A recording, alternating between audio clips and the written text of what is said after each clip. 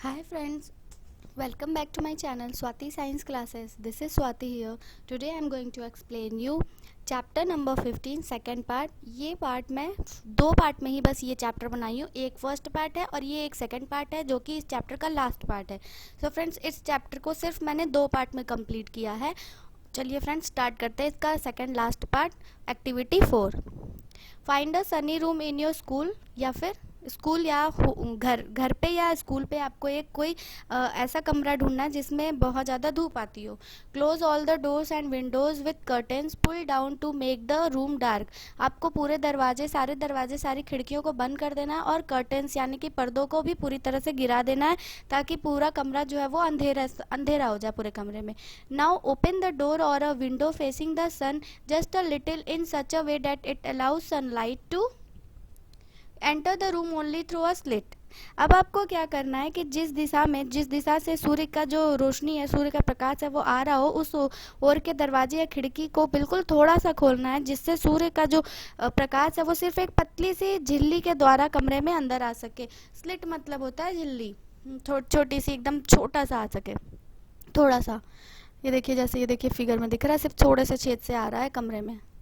Look carefully at the incoming beam of sunlight. अब आपको जो लाइट अंदर आ रही है, सूर्य की किरण जो आ रही है, उसको सावधानी से देखना है, ध्यान से देखना है. Do you see some tiny shining particles moving in the beam of sunlight. Figure 15.7. क्या आपको उस सूर्य की रोशनी में, सूर्य के प्रकाश में कुछ छोटी छोटी किरण पुंज को देख सकते हैं? टाइनी शाइनिंग पार्टिकल्स, छोटे छोटे चमकीले पदार्थ कुछ होते हैं, वो दिख रहे हैं. What are these particles. ये कैसे पार्टिकल्स हैं? ये जो है ना, ये जो रोशनी आ रही है, जो बीच में सूर्य की प्रकाश आ रही है, इन्हीं में आपको दिखेंगे वो छोटे छोटे से shining particles. During cold winters, you might have observed similar beam of sunlight filter through the trees in which dust particles appear to dance merely around. ये जब ज़्यादा सर्दियाँ होती हैं तो पेड़ों की पत्तियों से छन कर जो सूर्य की किरण आती है ना, उसमें से ऐसे छोटे छोटे चमकीले पार्टिकल्स, किरण पुंज देखे जाते हैं जिसमें धूल के कण नाचते रहते हैं, नृत्य करते रहते हैं. डांस मैरिली अराउंड मतलब नृत्य करते रहते हैं. अगर आप उसको ध्यान से देखेंगे तो आपको लगेगा कि वो पूरे हिल रहे हैं.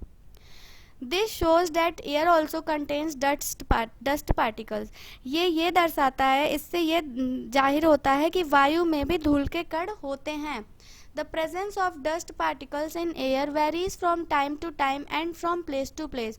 जो डस्ट पार्टिकल्स होते हैं उसमें, किरण में, रोशनी में सूर्य की, वो वेरीज करते हैं, मतलब भिन्न जगह पे, भिन्न समय पे, भिन्न भिन्न तरीके के होते हैं. वेरीज मतलब डिफरेंट, भिन्न तरीके से. We inhale air when we breathe through our nostrils. जब हम नाक से सांस लेते हैं तो हम वायु अंदर लेते हैं. इनहेल मतलब होता है अंदर लेना, वायु मतलब हवा, और नोस्ट्रिल्स मतलब नाक. Fine hair and mucus are present inside the nose to prevent dust particles from getting into the respiratory system. तो जो हमारे नाक में छोटे छोटे बाल होते हैं और कुछ म्यूकस होते हैं जो कि हमारे नाक में होते हैं, वो क्या करते हैं, वो इन डस्ट पार्टिकल्स को हमारे नाक के रास्ते से हमारे रेस्पिरेटरी सिस्टम यानी कि श्वसन तंत्र तक नहीं जाने देते हैं, वो उनको रोकने का काम करते हैं. Do you recall being scolded by your parents when you breathe through your mouth. क्या आपको याद है कि जब भी आप अपने मुंह से सांस लेते हैं तो आपके पेरेंट्स आपको डांटते हैं मुंह से सांस लेने के लिए.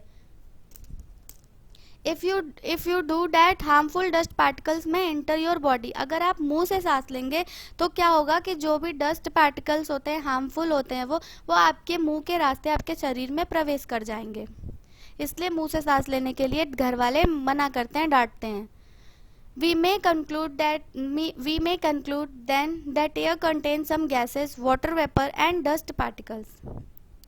इससे हम यह निष्कर्ष निकालते हैं कि वायु में कुछ गैस, जलवाष्प तथा धूल के कण उपस्थित होते हैं. The gases in air are mainly nitrogen, oxygen, small amount of carbon dioxide and many other gases. जो वायु में गैस होती है वो मुख्य रूप से नाइट्रोजन, ऑक्सीजन और थोड़े से अमाउंट में कार्बन डाइऑक्साइड और कुछ दूसरे गैसों का मिश्रण होता है. However there are may be some variations in the composition of air from place to place. तथापि वायु की जो संरचना में ये सारे गैसों की कंपोजिशन होते हैं वो विभिन्नता उनमें हो सकती है जगह के अनुसार। We see that air contains mostly nitrogen and oxygen. हमने यह देखा है कि हम यह देखते हैं कि वायु में नाइट्रोजन तथा ऑक्सीजन की जो मात्रा होती है वो अधिक होती है। In fact these two gases together make up 99% of the air.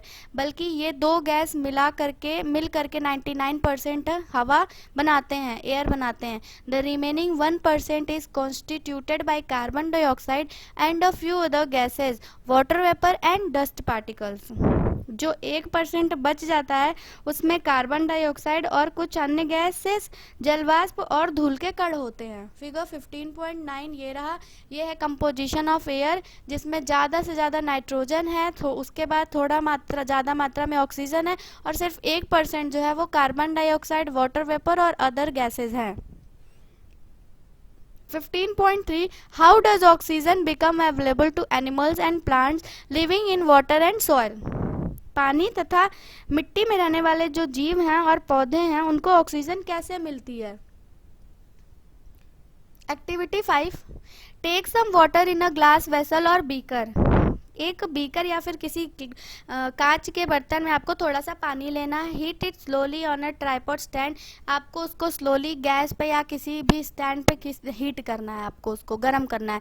Well before the water begins to boil look carefully at the inner surface of the vessel.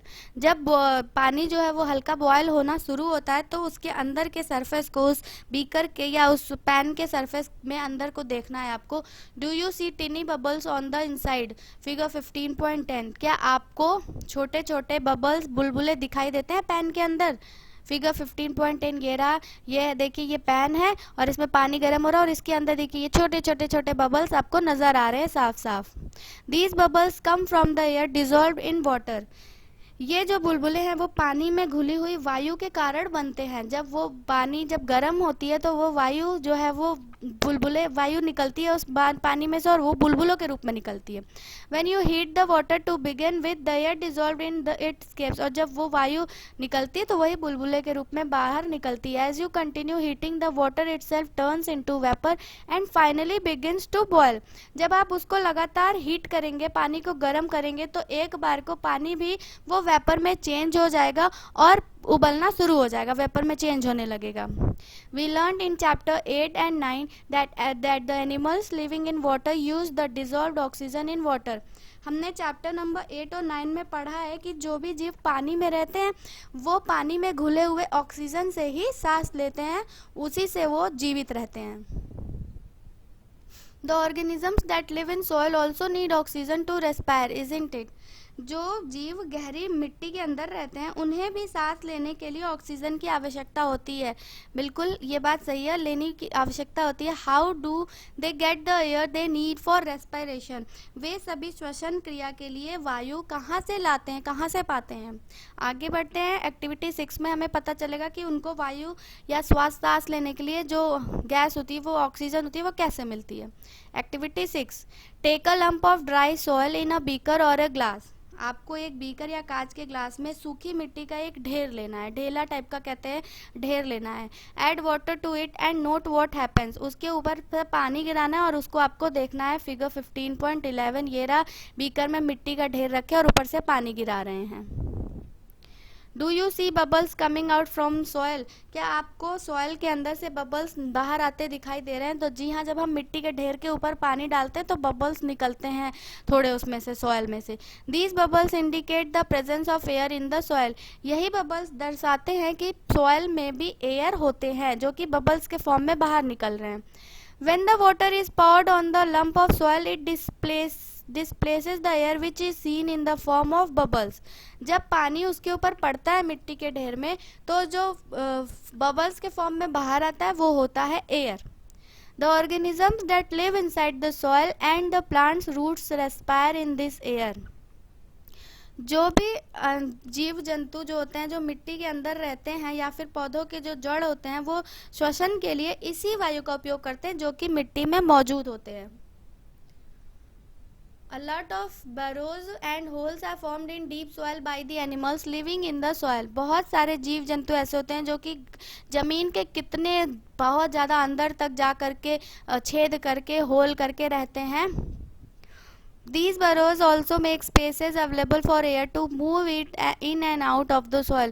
ये जो अंदर जमीन के नीचे अंदर जो ये गहरा गड्ढा करके रहते हैं जानवर जीव जंतु, जैसे कि अर्थवर्म हो गए, रैट्स हो गए, ये सारे मिट्टी के अंदर रहते हैं. तो इनके उस छेद में या उस जगह में होल में इतना स्पेस होता है कि हवा जो है वह बाहर अंदर आ सके. However, when it rains heavily, water fills up all the spaces occupied by the air in the soil. लेकिन जब बहुत ज़्यादा बारिश होती है तो ये सारे जो छेद होते हैं या फिर ये बड़े बड़े गड्ढे होते हैं जो ज़मीन के अंदर ये बनाते हैं, ये क्या होते हैं, इनके जो भी स्पेस होते हैं तो वो सारे स्पेस जो है पानी से भर जाते हैं गड्ढे. In this situation, animals living in the soil have to come out for respiration. तो फिर क्या होता है, इस स्थिति में ज़मीन के जो अंदर रहने वाले जीव होते हैं उनको सांस लेने के लिए ज़मीन के ऊपर आना ही पड़ता है. Could this be the reason why earthworms come out of the soil only during heavy rains? यही कारण है कि जब बहुत ज़्यादा बारिश होती है तो जो अर्थवर्म्स होते हैं यानी कि केचुए जो होते हैं वो ज़मीन से निकल के बाहर आते हैं सांस लेने के लिए. Have you ever wondered why all the oxygen of atmosphere does not get used up though a large number of organisms are consuming it? क्या आपने कभी ये सोचा है कि सारे जीवों के द्वारा ऑक्सीजन का उपयोग करने के बावजूद एटमॉस्फेयर में ऑक्सीजन कैसे रह जाता है? इतना कंज्यूम होता है ऑक्सीजन, फिर भी कुछ ऑक्सीजन तो रहता ही है एटमॉस्फेयर में. Who is refilling the oxygen in the atmosphere?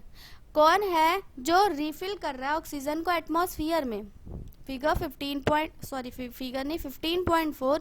How is the oxygen in the atmosphere replaced? वायुमंडल में ऑक्सीजन कैसे रिप्लेस्ड हो रहा है या प्रतिस्थापित हो रहा है? In chapter 7 we read about photosynthesis. Chapter number 7 में हमने प्रकाश संश्लेषण के बारे में पढ़ा था. In this process, plants make their own food and oxygen is produced along with it. इस प्रक्रिया में क्या होता है, पौधे जो हैं वो अपना भोजन स्वयं बनाते हैं और इसके साथ ही साथ वो ऑक्सीजन का भी ऑक्सीजन भी उत्पन्न करते हैं.